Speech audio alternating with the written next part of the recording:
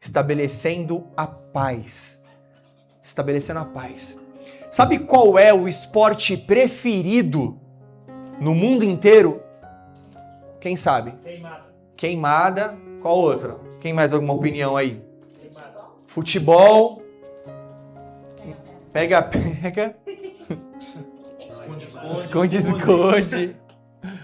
Sabe qual é o esporte preferido no mundo? E tem a ver com o futebol, e tem a ver com o jiu-jitsu, tem a ver com vários esportes, tem a ver com a nossa vida como um todo. O esporte preferido é o julgamento.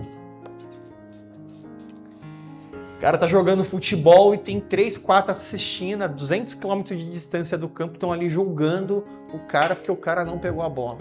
O cara tá lá, treinou 3, 4 meses por uma luta de jiu-jitsu e ali tem 3, 4, 5, 10 julgando porque ele fez um movimento errado naquele momento. Ou seja, o esporte preferido não é de fato o esporte, mas é o julgamento. E isso vem da nossa maneira de ser, do ser humano realmente. Nós sempre estamos, nesse momento a gente vive um tempo onde está todo mundo pronto para questionar. Está todo mundo pronto para olhar e questionar o que está acontecendo. Está todo mundo pronto para condenar. Está todo mundo extremamente sensível a tudo que não atende à minha vontade. Tudo que não atende os meus preceitos, tudo que não atende o meu caminho. Obrigado. Arigato.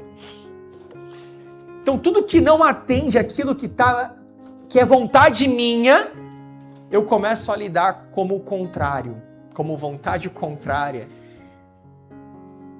Me tira do ambiente de conforto e me coloca num lugar, de uma posição da onde eu posso questionar, julgar e condenar. E a gente vai entender que isso, no momento que a gente vive, tem gerado um extremo distanciamento entre as pessoas.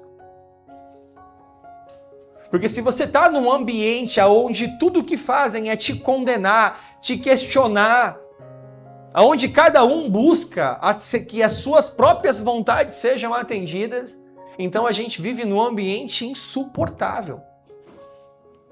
A gente vive num ambiente onde nós estamos vivendo um cansaço social,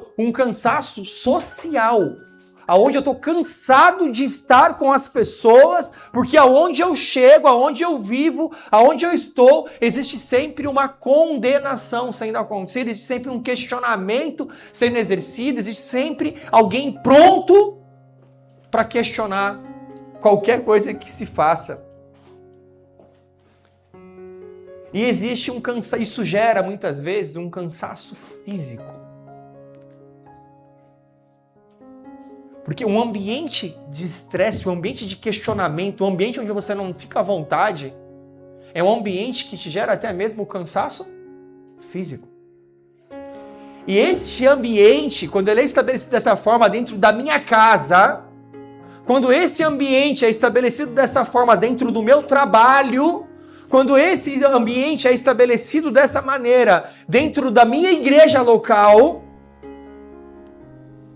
quando ele é estabelecido dessa maneira, onde as pessoas estão prontas para condenar, prontas para julgar, onde o esporte favorito é o julgamento, onde está todo mundo sensível, esse ambiente, se ele é na minha casa, se ele é no meu trabalho, se ele é na minha igreja local, se ele é dentro do meu relacionamento conjugal com a minha esposa, se o ambiente está assim, esse ambiente não reflete a paz e o amor de Cristo. Isso significa que nós não estamos vivendo... Obrigado, Samu. Nós não estamos vivendo a paz do Senhor. E aí eu queria que você ficasse de pé no seu lugar, abrisse a sua Bíblia comigo em Tiago. Deixa eu ver aqui o texto certinho. Deixa eu abrir aqui na minha Bíblia. Será que vai chegar um tempo que a gente... Olha, o Gabriel... Quem mais tem Bíblia de papelzão aí? A Bíblia do Hashimoto é de dar em doido. Olha o tamanho dela. Ele tem... É um carro para trazer ele ou para trazer a Bíblia? Não, a Bíblia vem numa... A Bíblia vem no carrinho atrás, né? Uma picape. Tiago 13.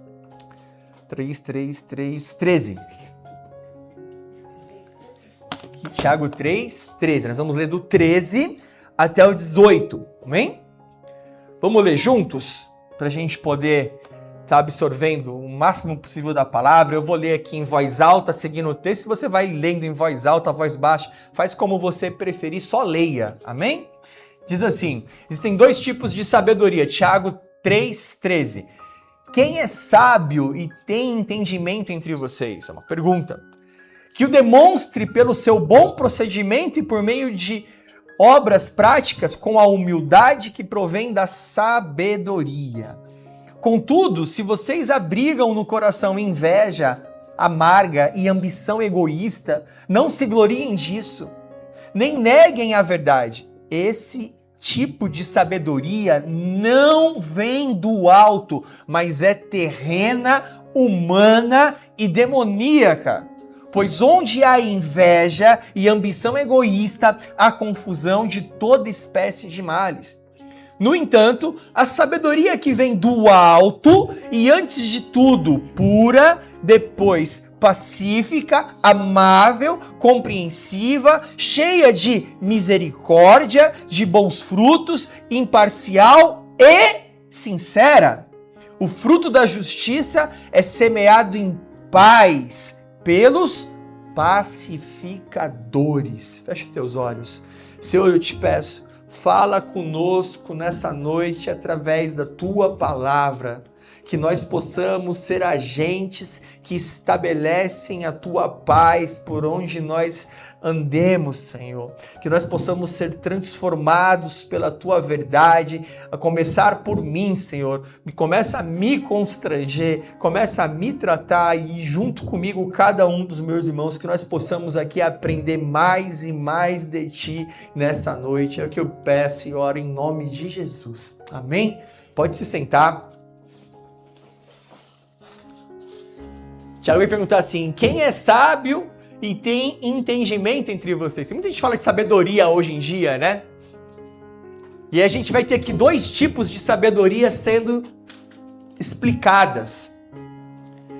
A primeira coisa é, se você está falando que você é sábio, se você acha que você é sábio, se você tem uma postura de alguém que caminha em sabedoria, se você é alguém que é tão sábio a ponto de olhar para as pessoas e julgá-las, então a primeira coisa que eu tenho que fazer na minha posição de sábio é que demonstre pelo seu bom procedimento e por meio de obras práticas com humildade, que provém da sabedoria.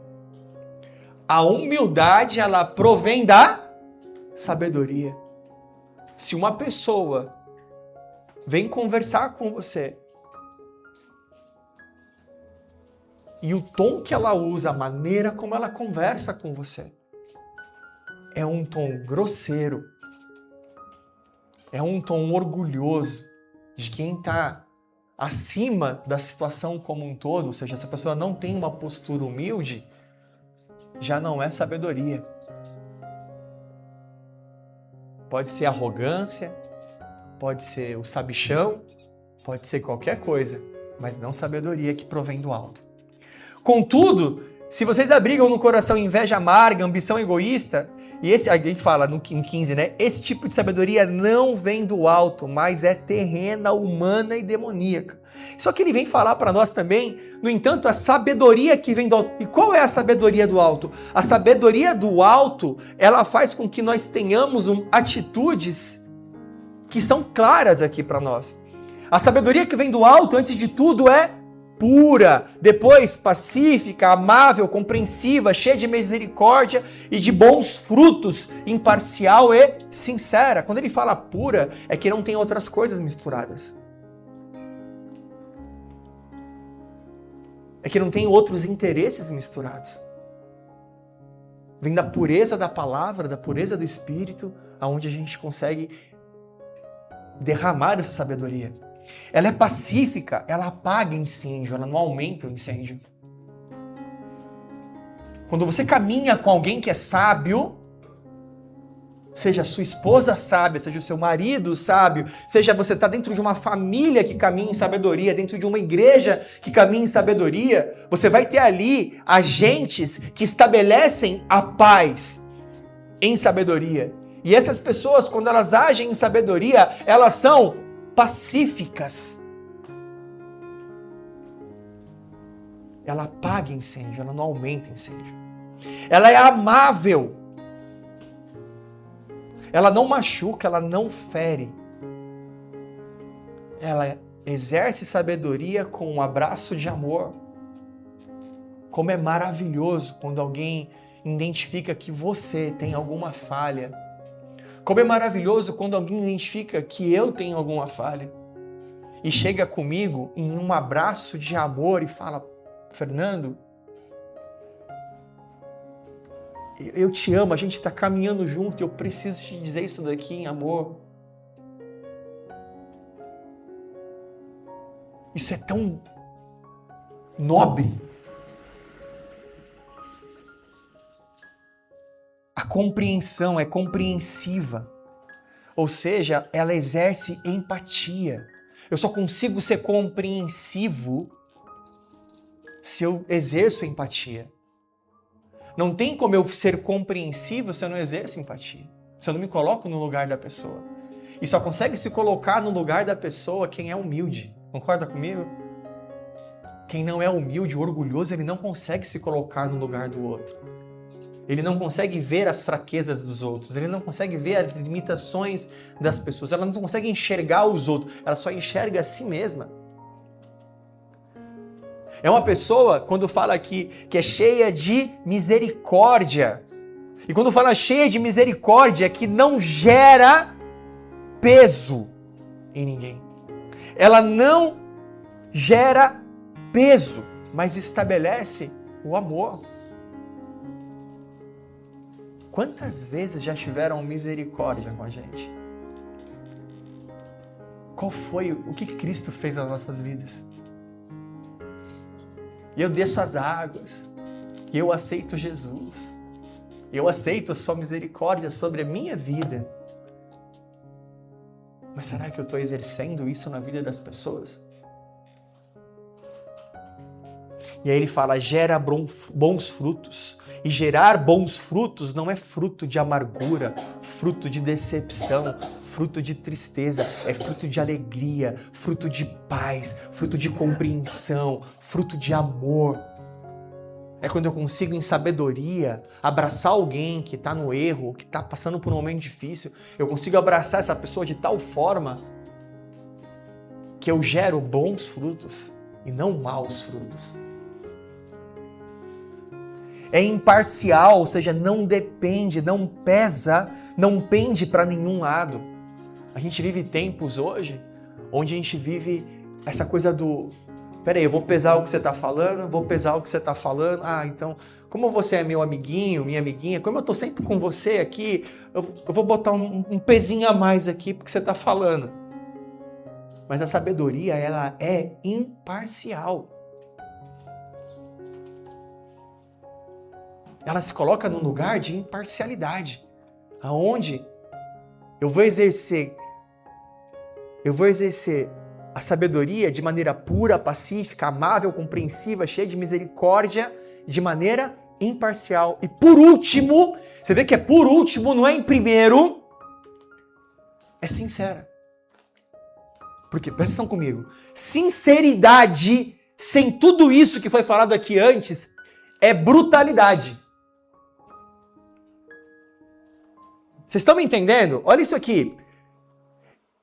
Aqui a gente tem uma instrução clara. Para eu ser sábio, eu preciso agir de forma pura, pacífica, amável, compreensiva, cheia de misericórdia. Preciso entender que eu preciso gerar bons frutos, eu preciso ser imparcial e sincero. Tem gente que é só sincero. Eu falo mesmo.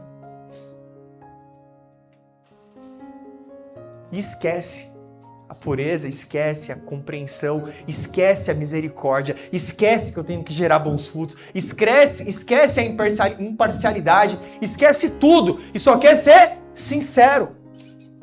O nome disso não é sinceridade, o nome disso é brutalidade, é arrogância. é destruição.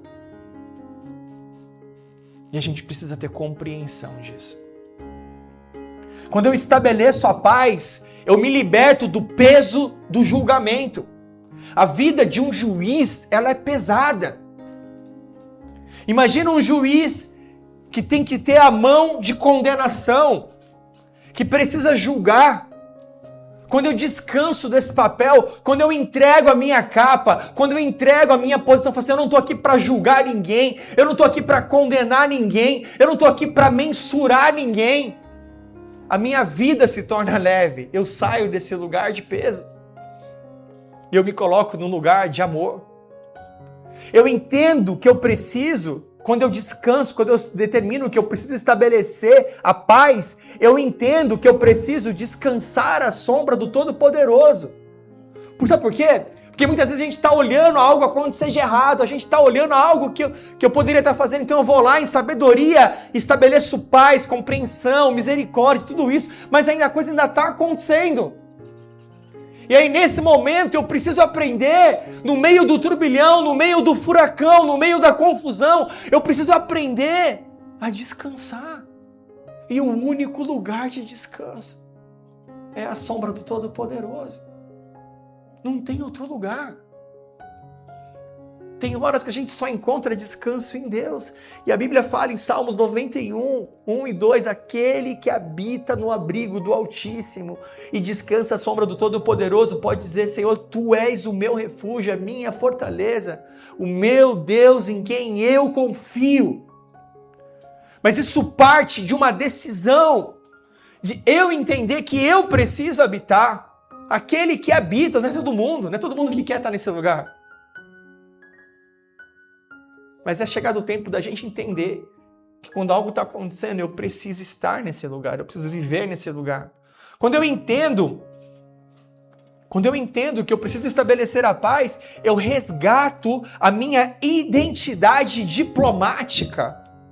E é uma palavra bonita, mas nós somos diplomatas.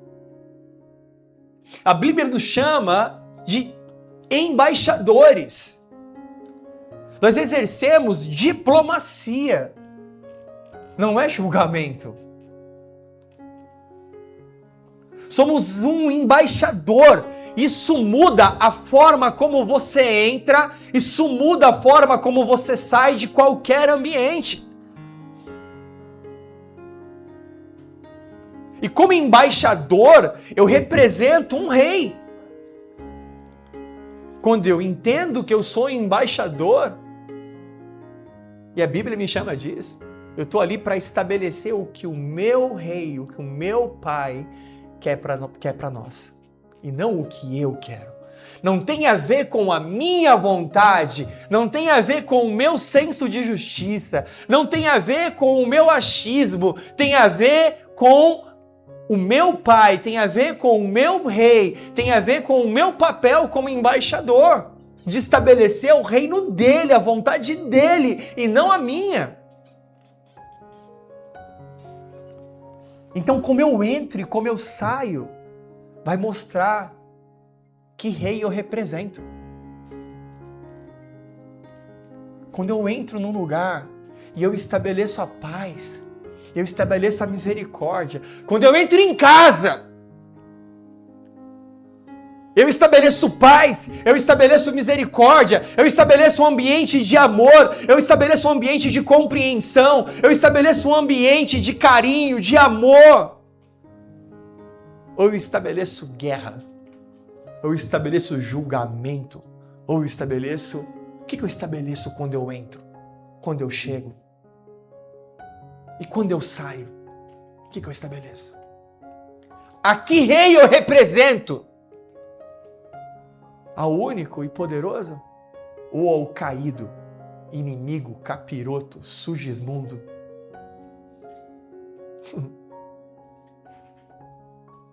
Porque se eu entro em um ambiente e ali eu estabeleço, eu sou instrumento de Satanás para gerar culpa, gerar decepção, gerar peso, gerar amargura, gerar condenação. Quem é o meu rei? Quem é o meu rei? Nós precisamos entender que a identidade que nós carregamos é a de diplomatas, é de embaixadores de Cristo. E Cristo estabelece perdão, estabelece amor, estabelece graça, misericórdia, humildade, carinho, compreensão e não condenação.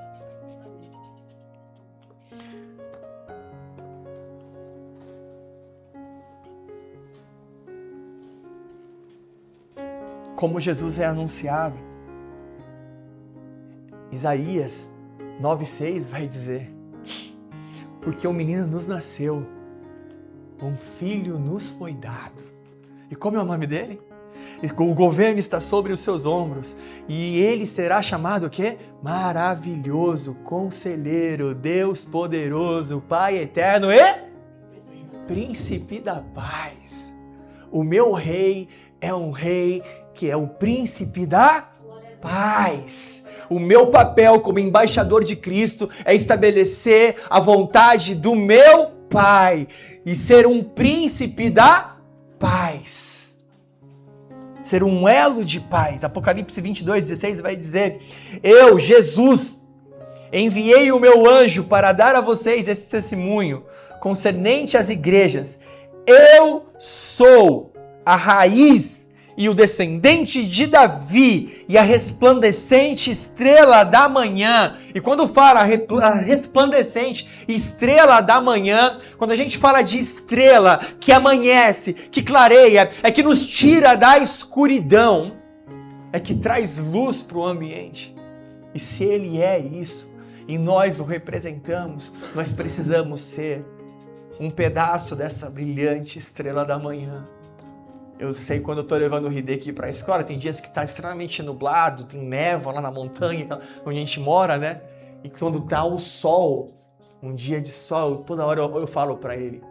O sol sai por trás da montanha, assim, ali em casa. Falo: olha, filho, que lindo, a brilhante estrela da manhã. Sabia que Jesus é chamado assim? E olha que lindo, olha como fica linda as montanhas. Quem nós somos? A névoa, a escuridão, aquele que traz peso, ou nós somos a brilhante estrela da manhã sobre a vida das pessoas? Graça e paz. Vocês já viram? A maneira de eu me cumprimentar e cumprimentar vocês é essa. Para alguns parece estranho e eu queria explicar isso para vocês nesse momento. Porque graça e paz a gente vai ver em várias cartas do apóstolo Paulo. É a maneira como ele cumprimenta. É a maneira como ele cumprimenta. 1 Coríntios 1:3, Romanos 1:7 diz assim: a todos os que em Roma são amados de Deus e chamados para serem santos, graça e paz. 1 Coríntios 1:3, graça e paz a vocês da parte de Deus nosso Pai, Senhor Jesus Cristo. Efésios 1:2, graça e paz a vocês. 2 Pedro 1:2, graça e paz lhes sejam multiplicadas. Romanos 5, de 1 a 2, vai dizer: tendo sido justificados pela fé, temos paz com Deus por nosso Senhor Jesus Cristo, por meio de quem obtivemos acesso pela fé. E esta graça na qual estamos firmes, graça é o favor de Deus nos alcançando todos os dias, sem que nós precisamos fazer absolutamente nada. Ela já nos alcançou. Paz é o resultado, quando eu determino paz, estou determinando, é o resultado de quem encontrou, de quem está firmado na graça. Então, quando eu te cumprimento, graça e paz, Augusto, eu estou determinando sobre a tua vida, graça e paz. Quando eu chego no ambiente, eu determino graça e paz, eu estou declarando naquele ambiente graça e paz. Então não é um simples oi, não é um cumprimento crentez. E não é só paz, porque a paz só é possível para quem está firmado na graça. É graça e paz. Amém? Cansados. Muitos de nós estamos cansados porque decidimos enxergar somente e olhar com os olhos de condenação. Os olhos são a candeia do corpo. A Bíblia fala isso, Mateus 6:22. Se os seus olhos forem maus, o seu corpo todo será mau. Em trevas você estará. Se a gente sair por aí procurando erro, falha e defeito em tudo, em todo mundo, nós vamos encontrar. Se você olhar para mim e procurar erro, falha, defeito, você vai encontrar. Em qualquer um de nós. É muito fácil encontrar falha e erro em todo mundo. Mas se nós olharmos para as pessoas, estabelecendo graça e misericórdia, nós estamos olhando para as pessoas com outros olhos. Isso torna a vida mais leve até mesmo para nós. Quando eu olho para alguém, eu preciso colocar a lente, eu preciso colocar o óculos da graça e da misericórdia. Porque se eu olhar com o meu olho de condenação, se eu olhar com o meu olho e passar o raio-x em mim e em você e falar, começar a procurar um monte de defeito, eu vou achar. E você vai achar em mim. E a gente passa a não viver mais num ambiente de paz. Isso serve para dentro da nossa casa, no nosso casamento, no relacionamento com os nossos filhos, no relacionamento com os nossos amigos, no relacionamento com os irmãos da nossa igreja. Pessoas que nós amamos, muitas vezes por não ter entendimento, a gente vai vivendo sem ter essa percepção. Ontem a Tice me levou para um date. Disse que, amor, bora sair. Me arrastou, um monte de coisa para fazer e tal. Ela, não, vamos sair, tá sexta-feira, sextou, não sei o que e tal. Ela, vamos, já reservei. Quando ela falou, já reservei, me deu um frio no bolso. Não foi no estômago, foi no bolso. Porque tudo que é reservado é mais caro, né? Assim, reservou, já, é 20 conto, já foi embora já pensei logo, né? Mas tudo bem, vamos, tal. E chegou lá no lugar, lá em Nagoya. Foi, E começou a ficar... Eu fiquei mais preocupado, que ela botou no GP, eu fiquei mais preocupado. Aí chegou lá, tal.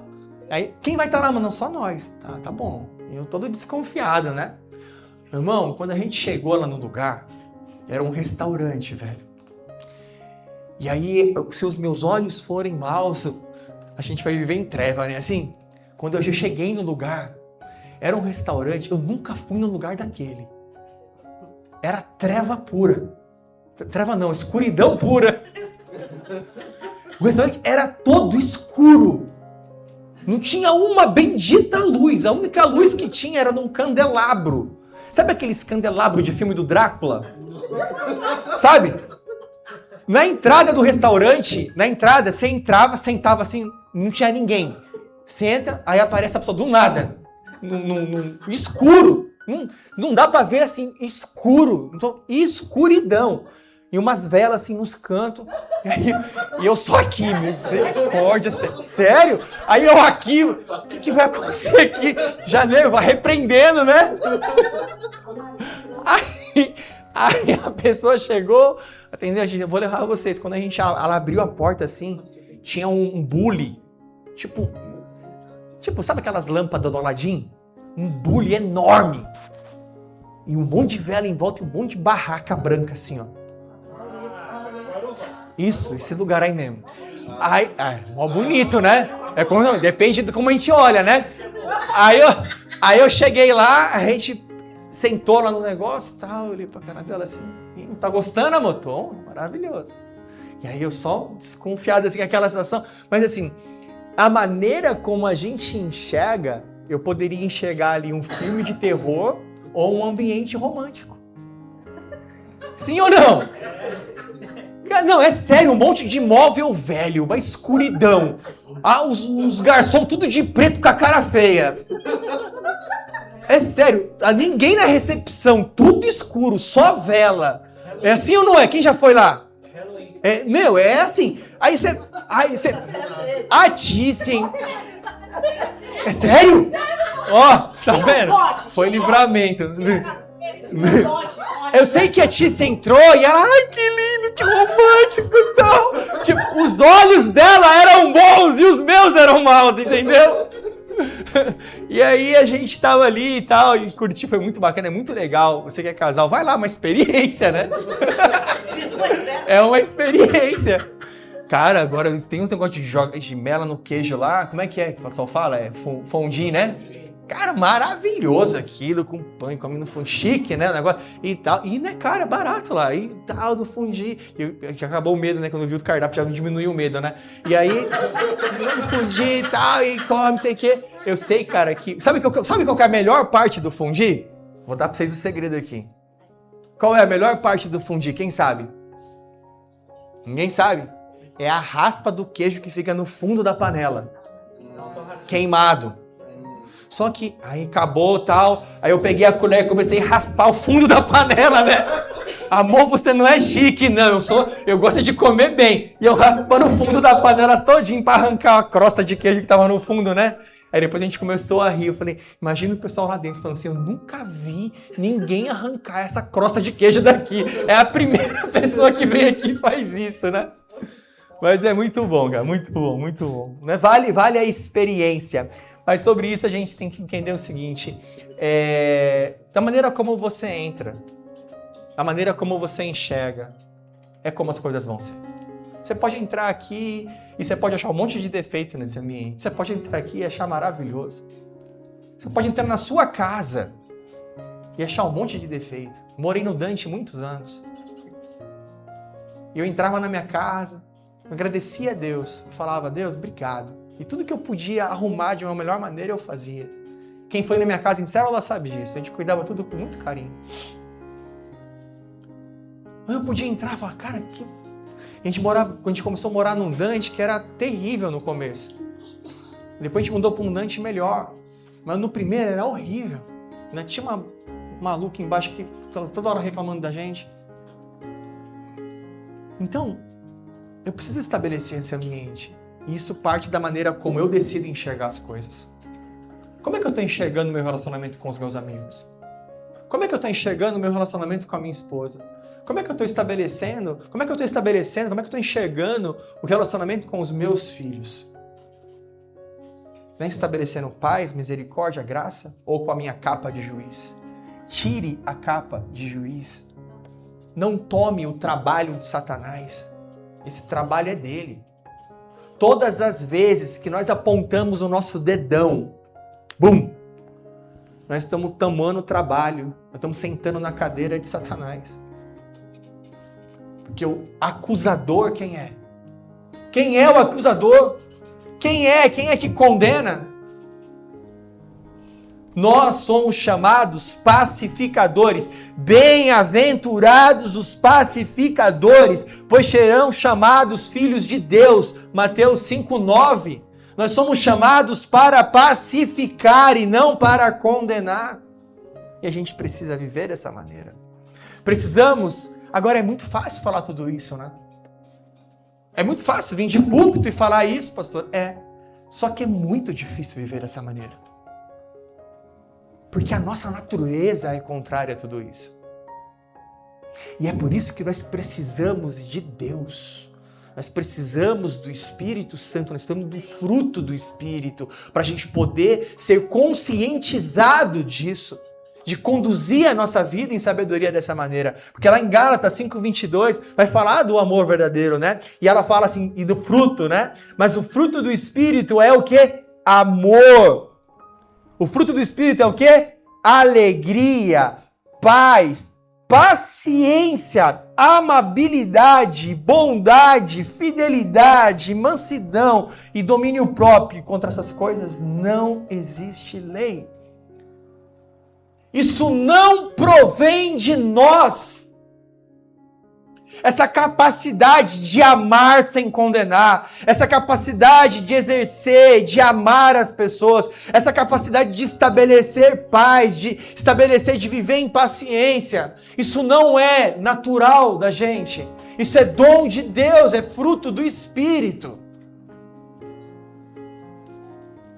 Então, se você tem que se cobrar de alguma coisa, se cobre de buscar o Espírito Santo, de estar mais sensível à voz de Deus. e não dos teus erros e falhas. Não se condene por isso. Não seja o seu próprio acusador. Busque em Deus capacidade, porque em Deus nós encontramos capacidade de Deus para amar. É Deus que nos capacita para estabelecer paz. É Deus que nos capacita para ter paciência. Quantas vezes a gente tem que ter paciência? E como é impossível para muitos de nós, incluindo a mim, ter paciência. Se você chega num restaurante, a pessoa fala assim, à noite, 8 horas da noite, só vai jantar, senhor? Não, eu vim aqui para jogar Jankenpô. Bora jogar Jankenpô? A falta de paciência nos torna muito saraiva. Quantos entendem o que eu estou dizendo? Entendeu? Saraiva foi para lá para os anos 80, né? A capacidade, nós encontramos em Deus a capacidade para sermos bons, a capacidade para sermos fiéis, a capacidade em Deus para sermos mansos e para ter domínio próprio. Não é em nós. Nós não encontramos isso em nós. Minha paciência está esgotando com esse quem é aqui, ó. Oh, Deus, me ajuda. Vocês estão entendendo? É em Deus que nós encontramos tudo isso.